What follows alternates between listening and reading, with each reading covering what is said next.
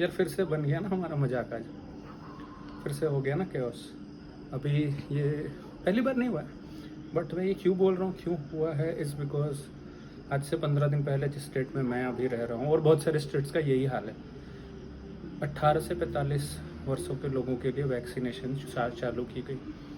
अब कहीं तो कोई कह रहा है हमारे पास वैक्सीन नहीं है इसलिए हम नहीं दे पाएंगे, और हमारे स्टेट ने जहाँ हम हैं उन्होंने तो बंद ही कर दिया, उनने तो मना ही कर दिया कि टिल नेक्स्ट ऑर्डर हम वैक्सीन नहीं देंगे।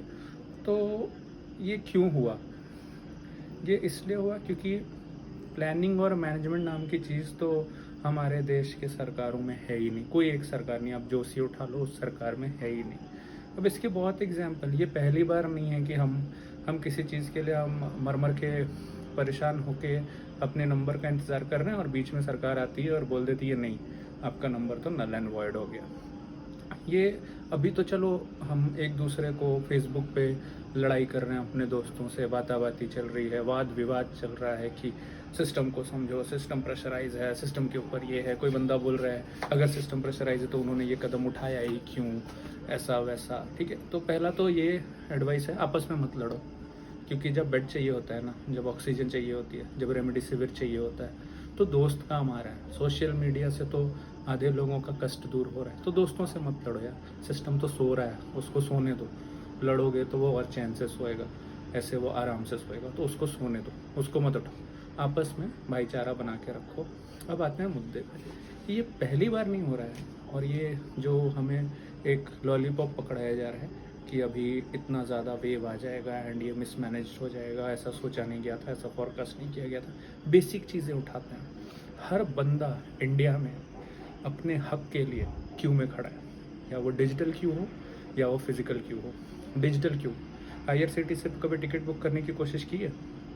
क्या होता है, तत्काल के लिए रोज़ सुबह उठो, लॉग इन करके बैठो, रिफ़्रेश करते रहो, जब तक पहुंचोगे तब तक सीट्स फुल हो चुकी होती है। फिर अगले दिन का सोचो, अगले दिन बुकिंग करो। तो ये क्यों हो रहा है? ऐसा तो नहीं है कि हमारे देश की आबादी ज़्यादा है और ट्रेनें उस हिसाब से नहीं है, ये एक्सक्यूज़ नहीं हो सकता, right? It's not a pandemic situation, it's not a unforeseen situation. हमारे रेलवेज़ को पता है कितने पैसेंजर्स रोज़ ट्रैवल करते हैं, राइट? तो हमने क्या किया, इंफ्रास्ट्रक्चर नहीं मॉडिफाई किया, तभी तो आज ये समस्या है। ठीक है, ये तो हो गई डिजिटल क्यू की बात, जिन लोगों के पास स्मार्टफोन है। जिनके पास नहीं है, पता है वो कई जगह ऐसी हैं इंडिया में जहाँ रात रात भर लोग रिजर्वेशन काउंटर के बाहर खड़े रहते हैं कि कल सुबह जब क्लर्क आएगा तो मेरी टिकट सबसे पहले बुक हो जाएगी और मुझे सीट मिल जाएगी। वो सोचो, उनका दर्द सोचो।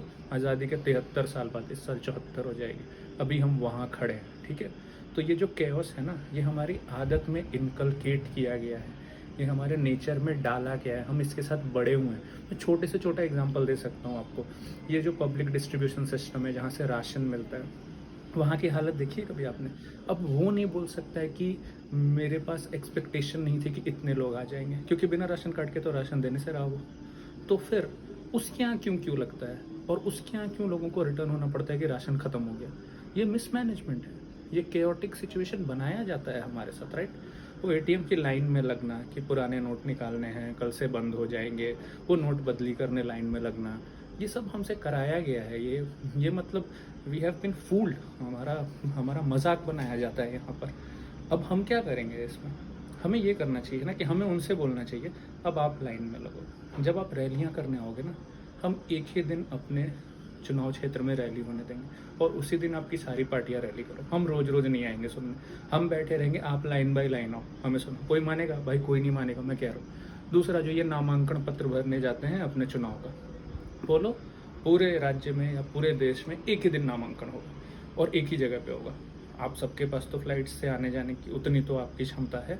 एक ही जगह पे लाइन में लगो सारे के सारे, वहीं नॉमिनेशन करो, वहीं नामांकन पत्र भरो और वापस आ जाओ। करेंगे ये? कभी नहीं करेंगे भाई, इनको आदत नहीं है लाइन में खड़े रहने की। और मुझे अब याद आ रहा है और हंसी आ रही है इस बात पे कि कोई एक विपक्ष का नेता, जब ये नोटबंदी हुई थी तो लाइन में ATM में खड़े होकर उसने पैसे निकाले थे। तो भाई वो भी हमारा मजाक बना रहे हैं। वो कभी लाइन में नहीं खड़े होते, ना उनको हॉस्पिटल्स के लिए लाइन लगना पड़ता है, ना उनको रेमडेसिविर के लिए लाइन लगना पड़ता है, ना उनको ऑक्सीजन सिलेंडर के लिए लाइन लगना पड़ता है। तो ये उनकी आदत है और ये हमारी कमज़ोर नब्ज़ है जिसको उन्होंने पकड़ रखा है। अब इसका सोल्यूशन क्या हो सकता है? हमारे तो हर चुनाव में चुनाव के पहले लोग सोल्यूशन देते हैं, राइट। मेरे को एक सोल्यूशन इसका ये समझ में आता है कि मैनेजमेंट की पढ़ाई होनी चाहिए पहले तो, वो मिसिंग है। दूसरा एक एग्जांपल जो मैंने अभी दिया पब्लिक डिस्ट्रीब्यूशन सिस्टम और ये राशन का, जब उस बंदे को पता है कि मेरे एरिया में 100 लोग हैं जिनको राशन चाहिए, तो वो टोकनाइज क्यों नहीं कर सकता है इस सिस्टम को? वो पहले से एक्सपेक्टेशन क्यों नहीं कर सकता है कि मैं 1 तारीख को इतने लोगों को राशन दूंगा, 5 तारीख को इतने लोगों को राशन दूंगा, 10 तारीख को इतने लोगों को राशन दूंगा? ये एक प्राइवेट फर्म ने किया है। बैंगलोर में एक फर्म है जो ऑनलाइन ग्रॉसरीज डिलीवर करता है हमारे घर पर। अभी due to unprecedented loads, unprecedented orders, वो मैनेज नहीं कर पा रहे। तो पहले कुछ दिन क्या हुआ, अब आज ऑर्डर करो 4 दिन बाद आएगा आपका सामान। बट वो एक सेंस में अच्छा नहीं है। मान लो मेरे ने किसी सामान का ऑर्डर कर दिया, मैंने रिफाइंड ऑयल ऑर्डर कर दिया और मुझे इमीडिएट रिक्वायरमेंट आ गई रिफाइंड ऑयल की घर में, तो मैं दो डायरेक्शन में जाऊँगा, राइट। मैं 4 दिन रुक जाऊँ, ये वाला खाना ना खाऊँ, 4 दिन बाद खाऊंगा जब मेरी रिफाइंड ऑयल आ जाएगी, या फिर मेरे पास ऐसा सिस्टम हो कि मैं आज जाके रिफाइंड ऑयल ले आऊँ। उन्होंने वही किया, उन्होंने आपको टोकन देना शुरू किया कि आप आज ऑर्डर कर ही नहीं सकते हो, आप ऑर्डर उस तारीख को करो और उसके अगले दिन आपको आपका प्रोडक्ट मिल जाएगा। तो इस तरह के सिस्टम्स ला सकते हैं आप। रेलवे रिजर्वेशंस, मतलब ये तो इतना बेसिक है। आप विदेशों में जाओ, कहीं रेलवे रिजर्वेशन के लिए कोई केओस नहीं है। यहाँ पर क्यों है? आप पॉपुलेशन को नहीं ब्लेम कर सकते हो। आपको पता है हमारे देश की कितनी आबादी है। ये हमें हमेशा on the other side of the land मत रखो। हमारी गलती नहीं है कि आबादी बढ़ रही है, हमें पता है कितनी आबादी है। आपकी गलती है कि आपने इंफ्रास्ट्रक्चर उस हिसाब से नहीं बढ़ाया है ना। तो अब इस मेंटेलिटी में जियो दोस्त कि हम गलत नहीं हैं, हम गलत नहीं हैं। जो लोग हमारे लिए नियम बनाते हैं ना, वो गलत है। आप सोचो, कोई सी भी एक पॉलिसी सोचो। मैं एग्जांपल लेता हूँ जीएसटी का। जब जीएसटी आई, ये प्रोडक्ट 18% पे है, ये प्रोडक्ट 5% पे है, ये प्रोडक्ट 12%, और तब से आज तक रीशफलिंग चल रही है। आज तक आपको समझ में नहीं आया कौन से प्रोडक्ट किस रेंज में रहना है। हमने तो किसी चीज़ के लिए 12% पैसे दिए, अब 5% दे रहे होंगे कोई दूसरे, हम तो ठगे गए उसमें। हमारे तो पैसे ले लिए आपने, अभी हम क्या कर सकते हैं? तो इस केस में यही सोल्यूशन है, आप हमें पैसे रिटर्न करो। अभी तीसरी बात आती है, जब केंद्र सरकार बोलती है वैक्सीन हम देंगे, तो राज्य सरकार बोलते हैं हमारे पास आज़ादी नहीं है, हमको आज़ादी चाहिए वैक्सीन लेने की। जब आज़ादी मिल जाती है तो बोलते हैं नहीं, हमसे नहीं हो पाएगा, आप ही करो। पिछली बार जो सेंट्रलाइज लॉकडाउन था, सारी पार्टियों ने कहा कि केंद्र सरकार कैसे फैसला ले सकती है कि लॉकडाउन हो, मेरे राज्य में केसेस कम है, मैं क्यों लॉकडाउन में रहूँ, मेरी इकोनॉमिक एक्टिविटी क्यों रुके, मेरे सिटीजन्स क्यों सफर कर। जब उनके हाथ में दे दिया तो देखा ना इस साल क्या कचरा फैलाया लोगों ने। तो इसका भी एक सोल्यूशन है। जब आप राज्य सरकार को कोई जिम्मेदारी दे रहे हो, वो उस जिम्मेदारी को नहीं निभा पा रही है, तो क्या करना चाहिए? हम अपने लाइफ में सोचते हैं ना, हम जहाँ जॉब करते हैं हमें एक रिस्पॉन्सिबिलिटी दी जाती है, हम नहीं करते हैं और उसकी वजह से वो प्रोजेक्ट फेल हो जाता है। क्या होता है?